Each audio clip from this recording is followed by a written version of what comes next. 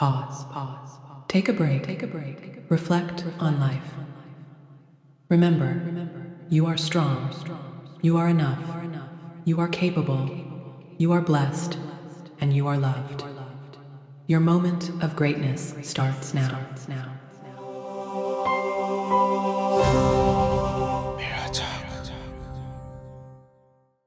In this episode, we will learn how to live courageously in a very risky world.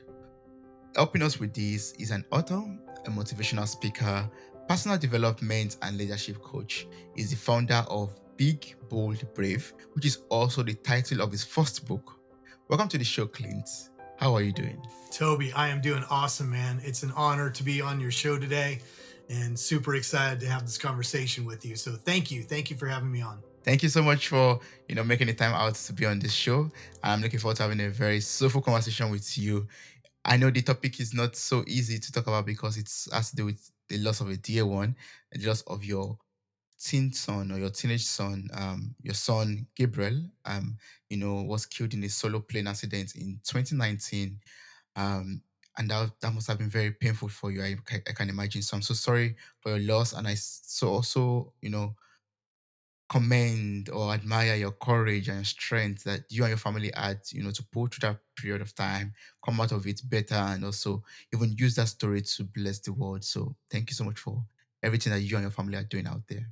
Yeah, well, thank you for those kind words. I appreciate it. So, but I would like to, learn from this story. I would like to learn from this phase of your life or your family's life in 2019 when all of this happened.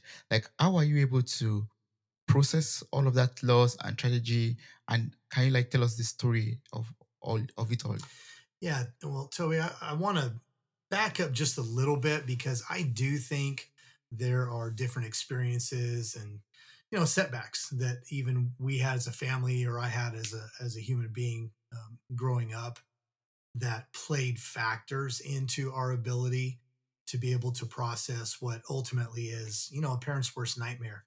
I have three boys. Gabriel was the oldest, and every parent wants to outlive their child. That's pretty common, right? We all want to, live life what we consider to be the normal way. And I would grow old and see him accomplish all of his dreams and get married and have kids and be a granddad and all that stuff. And that wasn't to be our story. But I do think you have to back up a little bit. So if I could just quickly, I'll give you a little bit of recap. I'd experienced some things growing up that were tough. I had a situation when I was 12 that my dad cheated on my mom, which lots of people have experienced that. But my mom didn't respond to it well. My dad actually moved out for about 2 years, and they eventually reconciled. They actually ended up married for over 65 years. Both passed away about 8 years ago. So I'll kind of fast forward through that part of the story. We had a great relationship in my adult years, so that was redemptive. But at 12, my mom ended up suffering from suicidal ideation, tried killing herself multiple times, a couple of different times, almost killed me in the process. One in a speeding car. She had been drinking and just decided she wanted to end it all. And we spun out going at a very high speed. And, thankfully we didn't hit anything and survived that. And then another time with a handgun where she was going to shoot herself. And, so there were some things that happened early on that were really tough. And, I think part of it for me was, even though in those early days I didn't have good coping mechanisms, I didn't know how to develop a mindset that would continue to push me forward in healthy ways across the board. But I did develop a resiliency. I knew I didn't want my past to dictate my future. And so, I'm going to fast forward really quickly. I went through a divorce. I went through drug abuse for many, many years. I mean, just there was Toby, I had a train wreck experience throughout my life at different times, but still kept believing that there was something better.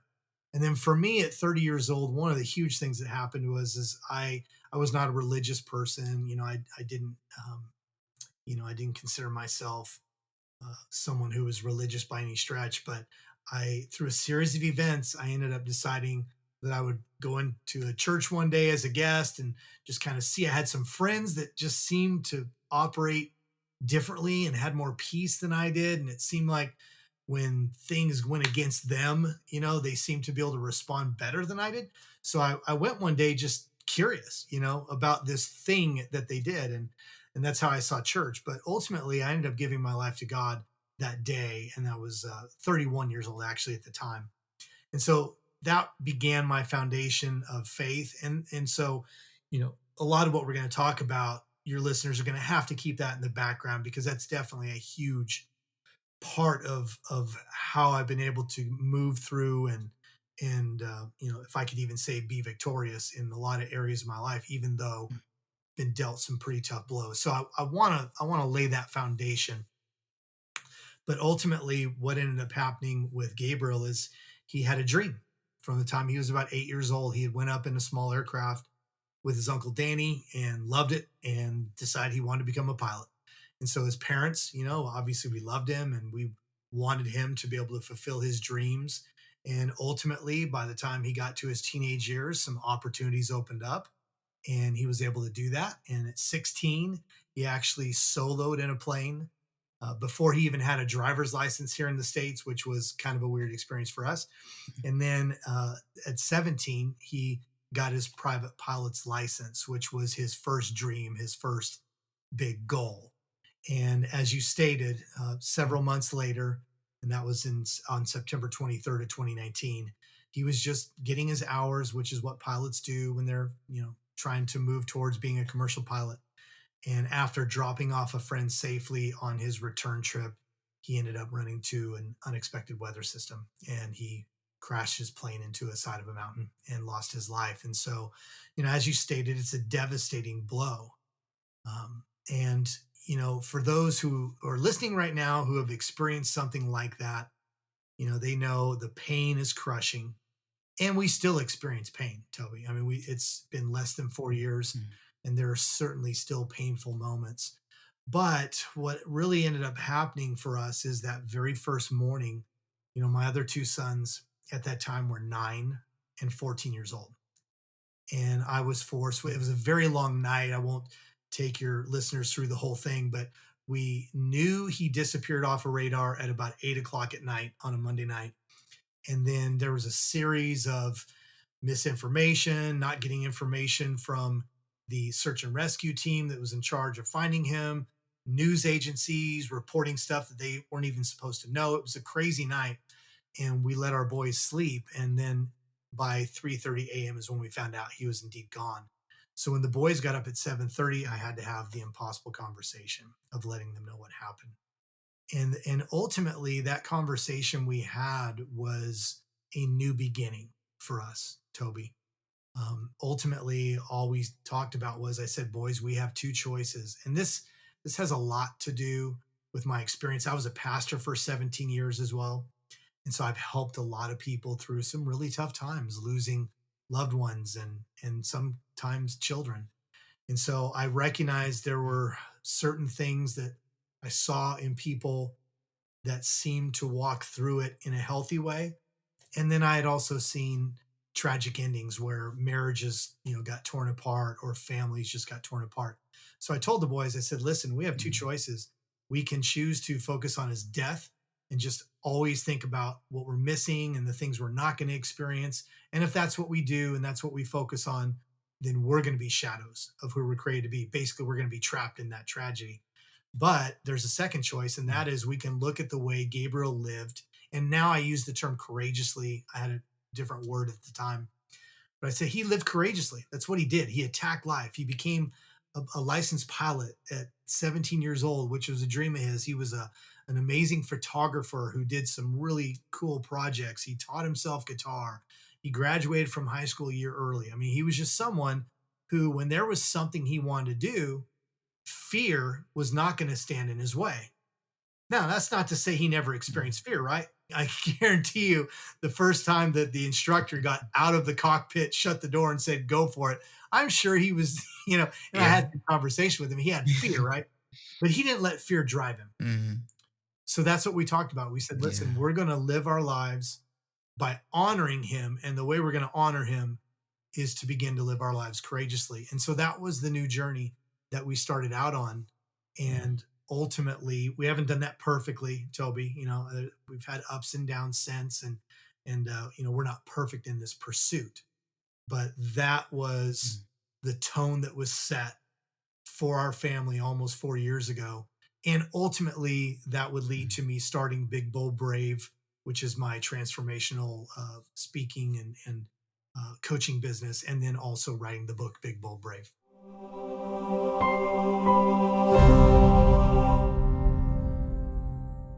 What do you think about this episode? Could you share your honest review with us? Details are in the show note for this episode. Thank you.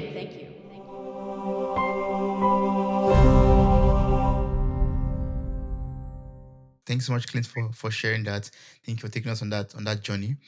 I found that very important for you to share because you know we as human beings we're made up of the things that we've experienced in the past, or circumstances of life, and that's why I'm so grateful that you talked about your parents, and how things happened in their marriage and how that affected you, and how you also lived your life in the past to leading up to this moment too. And one thing I've learned so far from this story is that I love the fact that you've looked at the positive part, basically, like you had this positive mindset to look at the bright side of it all. Yeah, you lost your son. It's very painful, it's very heavy, it's very tragic, but you still thought about, no, don't let's live in this dark moment, because we're going to become a shadow of ourselves. That's one thing I'm taking on from this Yep. conversation. Like, don't don't stay in the pits of your sorrow or your pain. Try to climb out and find the light into your life again. That's something that spoke to me when you shared that. So thank you so much for that. Yeah, no, you're welcome. Yeah. And I think it's such a critical thing. When we think about it, we've all experienced gut punches, right? We don't know each other. We've just recently Mm, met, but I guarantee you, if you and I were to, stop this call and begin to talk, I'm sure that you have experienced some pretty tough things in your life, and everyone has. And I also want to point out that mm, COVID hit 3 months after Gabriel passed away. So just a mm. few months into our grieving process, the entire world was turned upside down.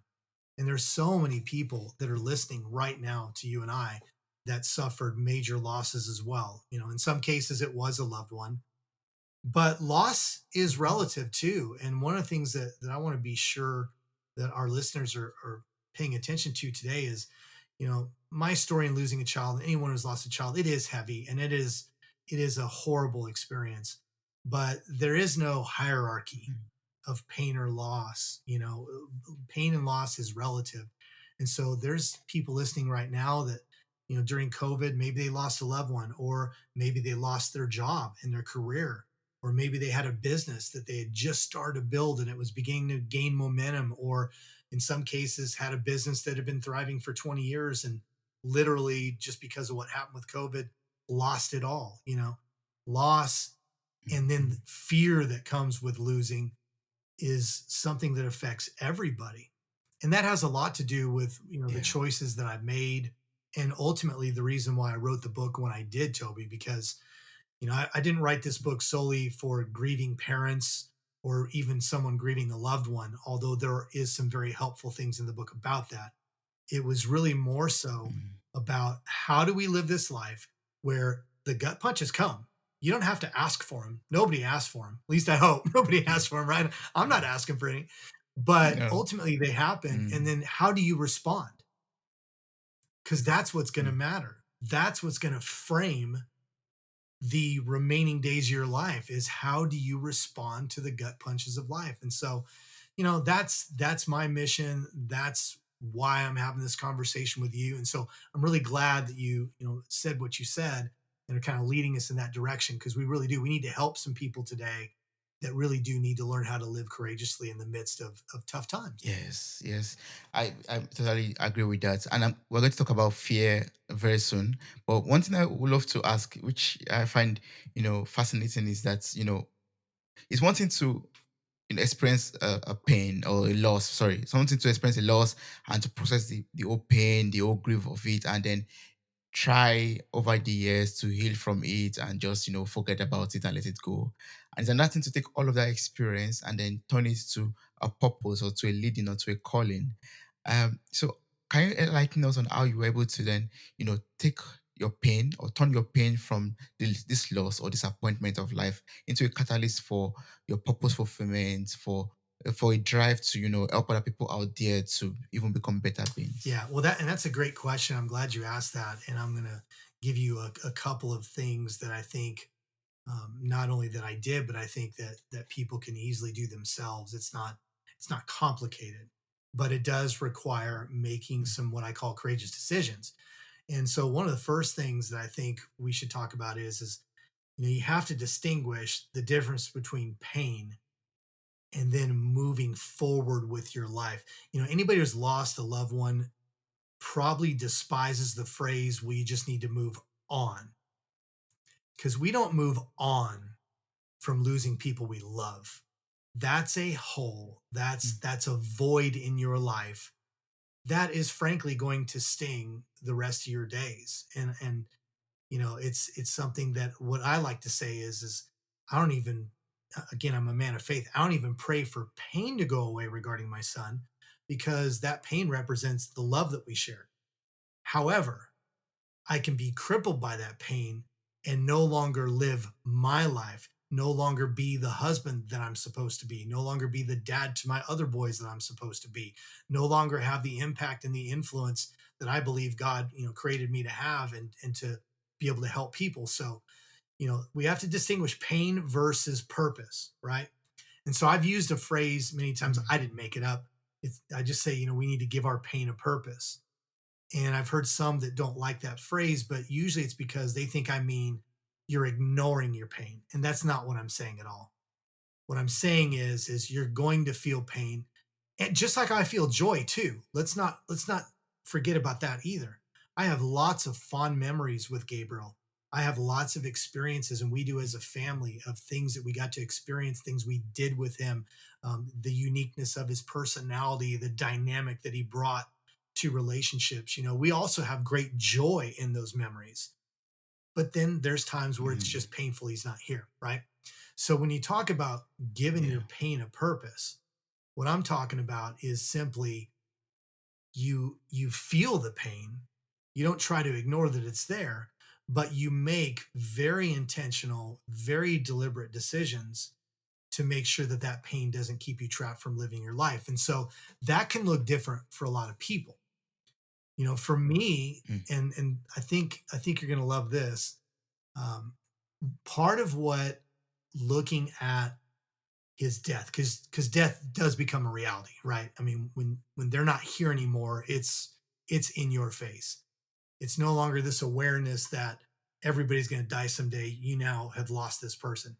And so, that was a challenge, and it still is at certain times. But I began to look at the way he lived and realize that I had cowardice in my life. That's part of what happened, Toby. I looked at the way he lived, only 18 years, just under 18 years. But the truth is, he lived more in that 18 years than a lot of people live in an entire lifetime. And I'm not even just saying that as his dad. I've had many people that have known our family for years and knew him that would say the same thing. He was so adventurous. And so I began to look at my life and realize, wow, I'm doing some good, but there's a lot of areas of my life where I've been a coward. And what am I waiting for? Because another part of this is none of us are guaranteed tomorrow. Now, we all know that, mm, but a lot of times we don't live that way. And so dreams that we've kept in our back pocket stay there for a year, 5 years, 10 years, 30 years. And next thing you know, they're nothing but a regret of things that we never did. And by the way, there's a lot of research behind that. The greatest regret, when people have been asked about yeah. what do you regret, something you did versus something you never did. And far and away, the data always come Mm, back the same. Most people regret things that they never actually tried, that they'd always dreamed about. the- So that's the mm, trajectory that I went on. And in one of the ways that I was able to start doing that is by analyzing my life and looking at where those voids were. So writing a book was one of those things, Toby. I'd I'd been encouraged to write a book for 15, 20 years from different people that I've known over the years. But I'd never done it. I was afraid. I was afraid of a whole bunch of different yeah. reasons why, and we can talk about that more later if you want. The coaching part mm, of this, I was a pastor for 17 years. I've helped a lot of people, but for years I wanted to have a coaching business, at least on the side, where I could help anybody, regardless of their faith, regardless of where they were at in life when it comes to their belief system. Had never done it, mm, and so I found that my personal pursuit of becoming uh, a growth focused person, or having a growth mindset, and my desire to not give in to my own fears was the greatest catalyst of all, to be able to start doing things that actually helped other people chase their dreams. yeah. That's good. I mean, talking about seeing the pain that you've experienced in life and taking that as a gift. You learn from it, you learn from that experience, and you take that as a gift to, maybe bless the world with, or even bless yourself, bless people around you with also.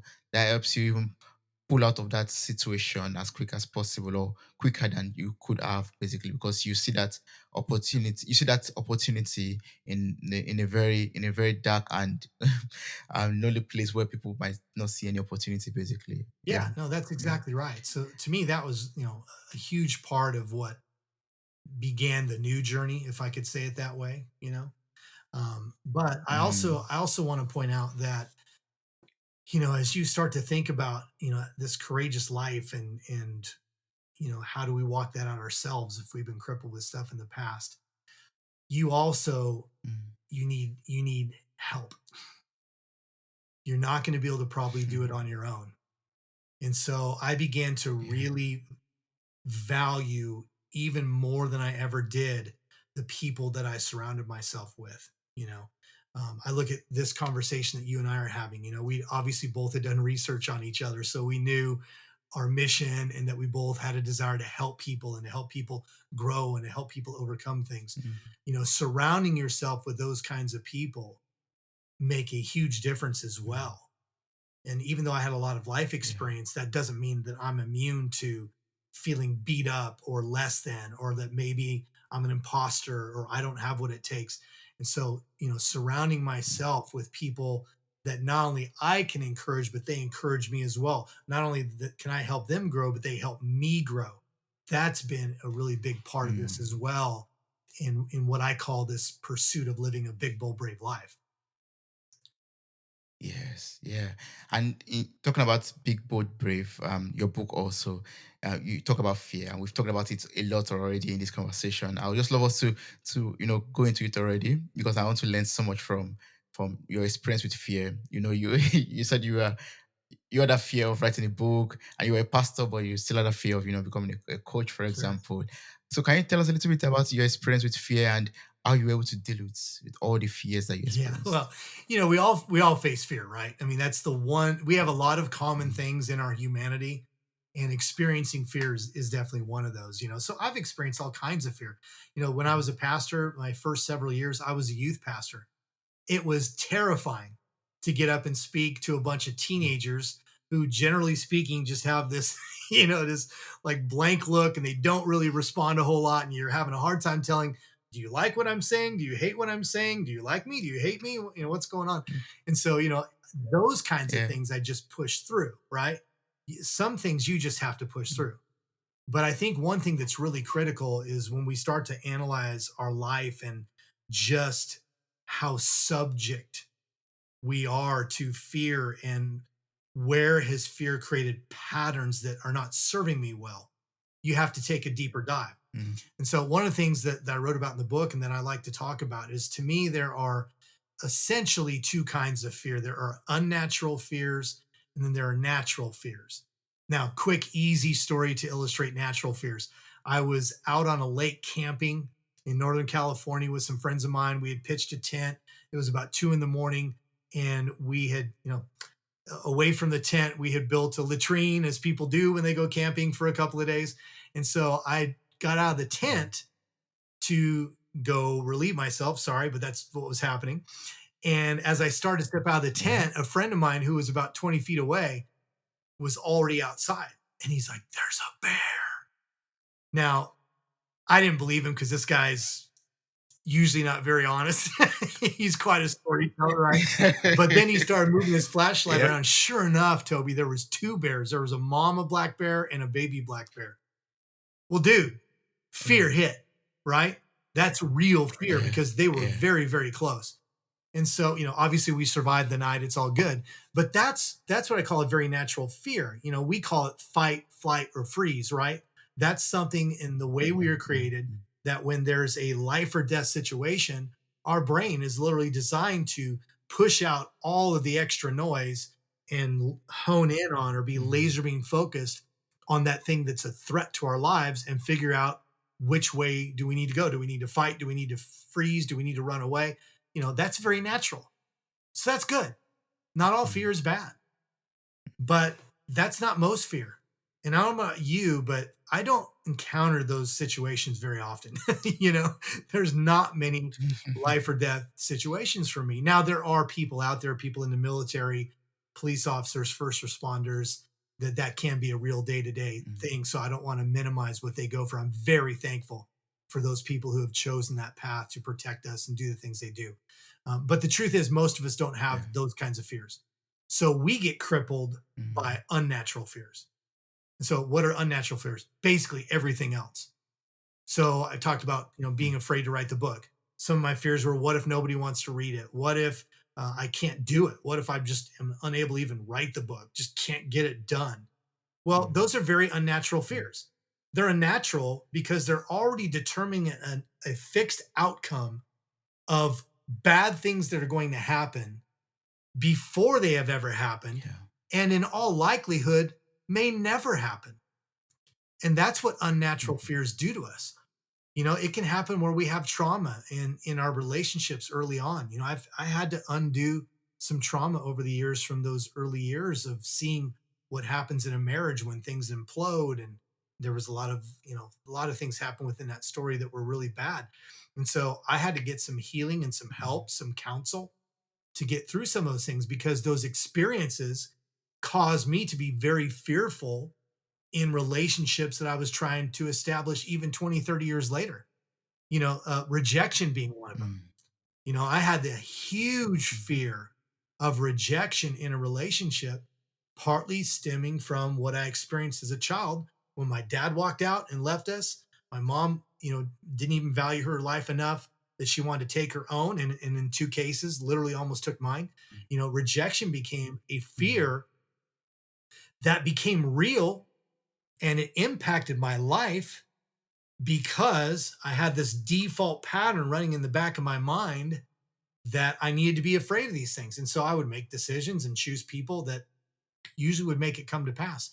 So that's what I mean. And I'd love to hear your take on that. Have you experienced the same thing? The difference between a natural fear, which is very real. There's a massive spider 3 feet from me. I'm freaked out, right? Versus I'm afraid to live my life because of something that may never happen. What do you think about that?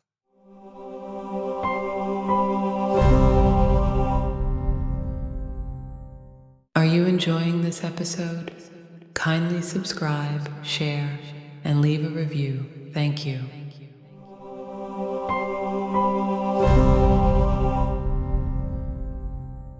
There's a major difference between them. Like I also have, this natural fear for snakes, for example, because happen to come from Nigeria, and where I grew up, there were a lot of snakes, basically Yeah. just crawling around. And I was just scared of them, basically.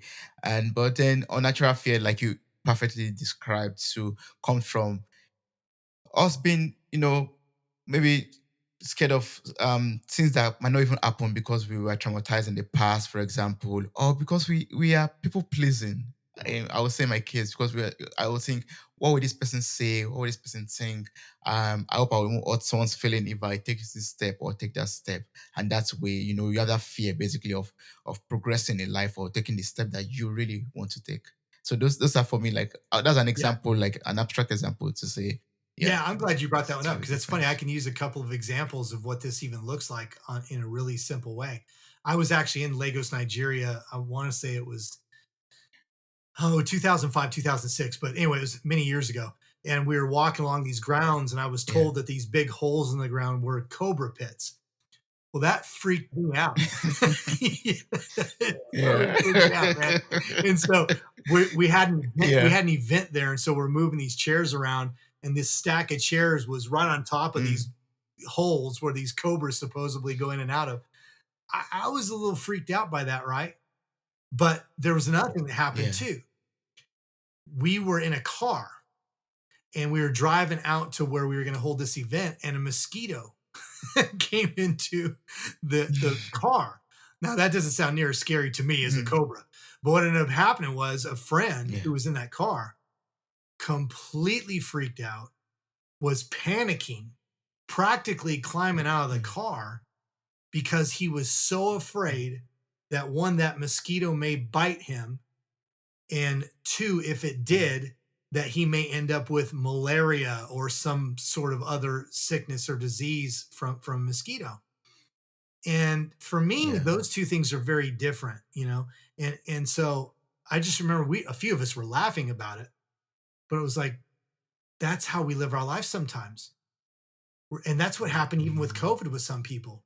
So afraid of this, in this case, a virus that may or may not ever actually impact you in a big way. And please, for those of you listening, this is not a political statement. I'm just talking factually Mm. here. And I know there have been people that Mm. suffered from it, but there was also a lot of people who literally lived gripped in fear and wouldn't even go outside, wouldn't even go visit their family members. I know people who wouldn't even go visit elderly family because of the fact that they thought Mm. there's a chance that something could happen. Mm. And meanwhile, that person passed Mm. away alone without their family. To me, that's Mm. tragic, Family. you know? And so again, I don't want to get Mm. political, Toby. That wasn't my intent there, but I just think that there's Yeah. these fears that happen through maybe real things.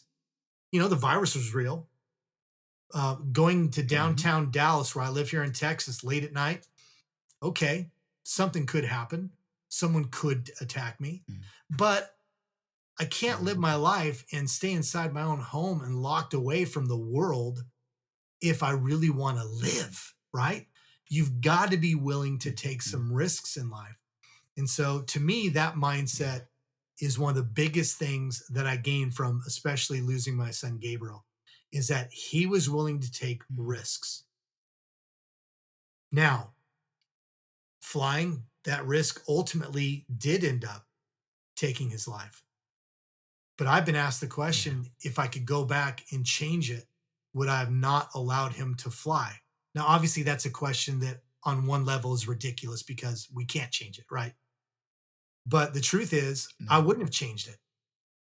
I wouldn't have changed it. Now, had I known that day, had I known that flight, you know, if I had that kind of information that something bad could happen, sure. But his pursuit of that, I wouldn't have changed a thing. Why? Because that was his adventure.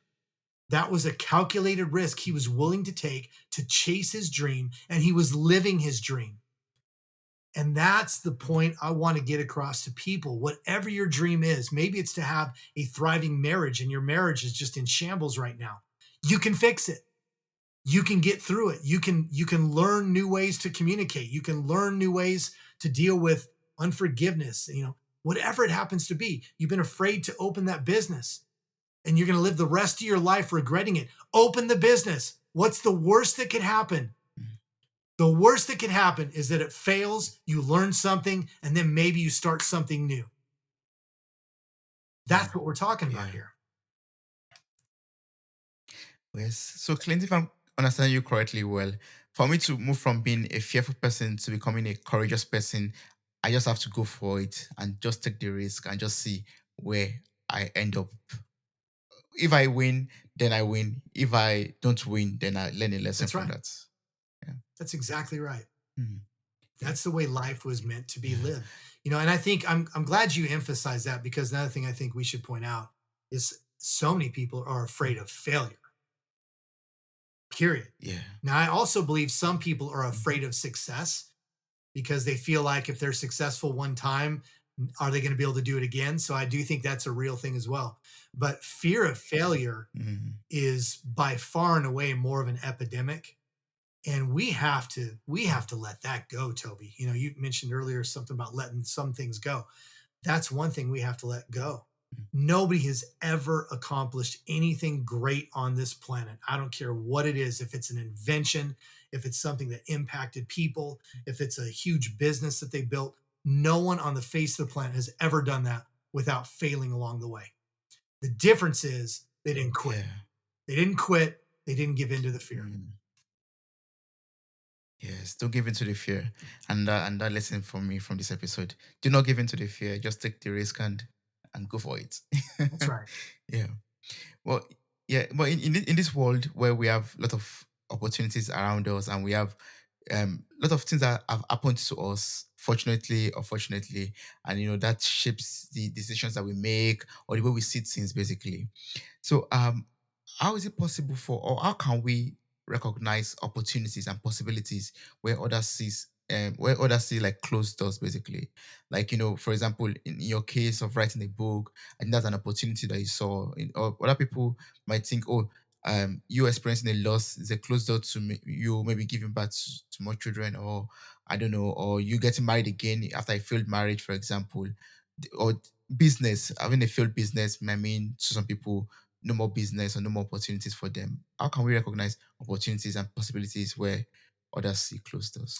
Well, I think one perspective that I know I have carried over the years, even in my tough times where I did sometimes give in to fear.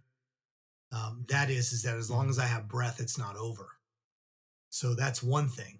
As mm, as long as I have breath, it is not over. Now, as to what you decide to put your hands to, one of the things that I love to do, and I'll mm, challenge people when I'm giving a corporate talk or if it's in front of a church, because I still speak in front of churches as well.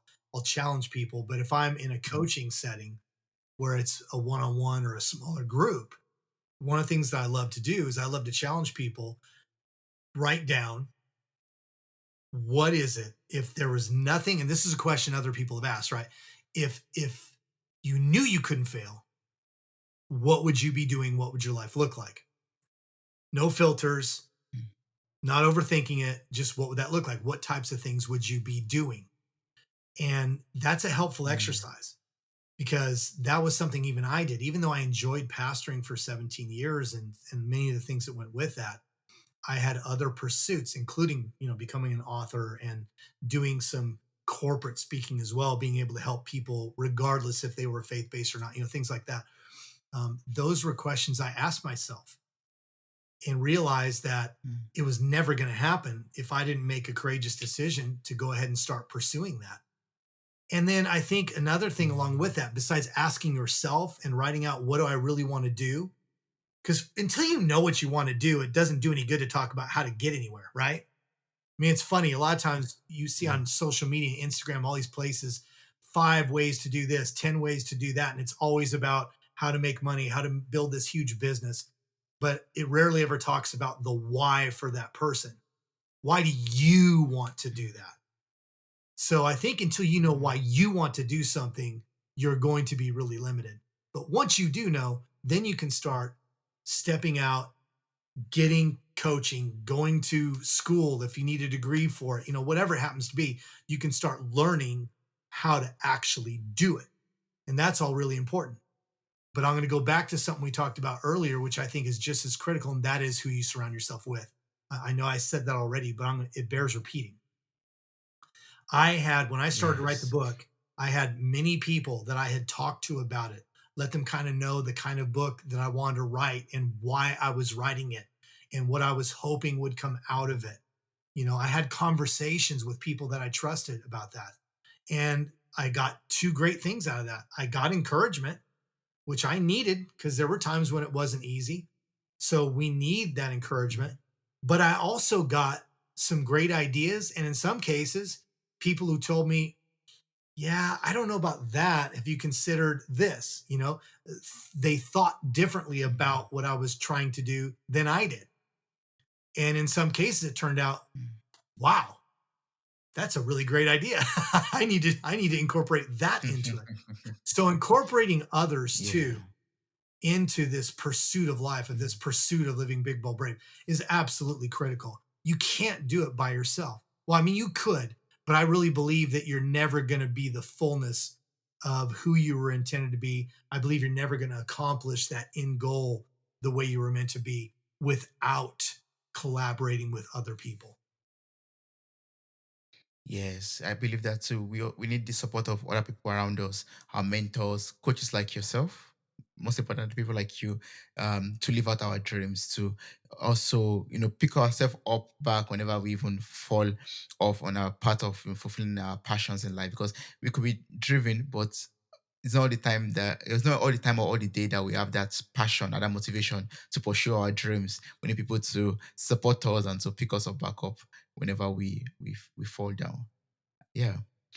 So I know we've talked so much about your book. I just love you to tell people out there, tell the listeners out there the best way to get your book, the best way to get across to you. Maybe if they have more questions to ask, that we didn't cover in this conversation. Yeah, well, the book is simple as far as, especially with the international audience that we have. Going to Amazon is probably going to be the easiest way for most people. It's available anywhere books are sold online, so there's lots of other places. But Amazon, that tiny little company that most of the world is aware of, is probably the easiest way to do that. Yeah. But what I love is, go to bigboldbrave.us. That's my website. That's where you can connect with me. And if you want to bring me in to speak to, I'm really excited. I can't say who it is because that's confidential information, but have a really exciting talk about some of the stuff that you and I just talked about that I'm going to be doing with this global company in about a week and a half. And there's going to be people literally all over the world. This is a virtual talk, people from all over the world on it. Super excited about that not only as I bring content that's expiring, because I want to inspire people, but also give them some real tools on how to walk this out. Because, we've just touched on some things here. Obviously, we don't have the time to go into detail on everything we're talking about, but you can go there to my website, bigboldbrave.us, and look at how to do that. If you're interested in coaching, of course, there's information on how to connect me there as well.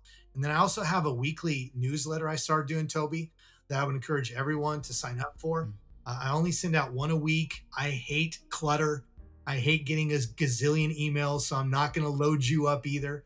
But once a week, I send out just some free content. Often it involves, things that I've discovered from other people too. It's not just hearing from me, things that I've learned about. Maybe it's a TED Talk, maybe it's a great book, just some sort of resource that can point people to something that could really radically transform their lives. So I would encourage them to do that as well. Awesome. I'm going to place the link to your website in the show notes of this episode. So I encourage everyone out there who has listened thus far to just click on the link, copy the link, get across to Clint, get the book also. It's a great read. And, you don't know, you could share with your friend or share with your loved ones and also help them to overcome their fears and help them to become even bigger and bolder and even much more brave. Thank you so much, Clint. I really appreciate this conversation that we had so far. You taught me so much about overcoming fear. You taught me so much about, taking risk, basically, just go for it. And whatever the outcome is you learn from it or you basically win. I really appreciate this conversation. Well, thank you. I do too. I really appreciate it. And I looked forward to this conversation. I love what you're doing. What you're doing is so important. And you're bringing on some great guests. I've seen some of the different topics and listened to some myself that you're doing. And for those who are listening, you need to share this episode. You need to share some of the other episodes that Toby has done with some of his great guests, because this show is really making a difference in people's lives. So thank you for what you do. Thank you so much. I appreciate that. I appreciate that so much. Wow, you made it to the very end of this episode. Thank you so much for listening. I'm grateful for your time, your love, and your contributions. Subscribe, like, review, and share this podcast. God bless you. Bye.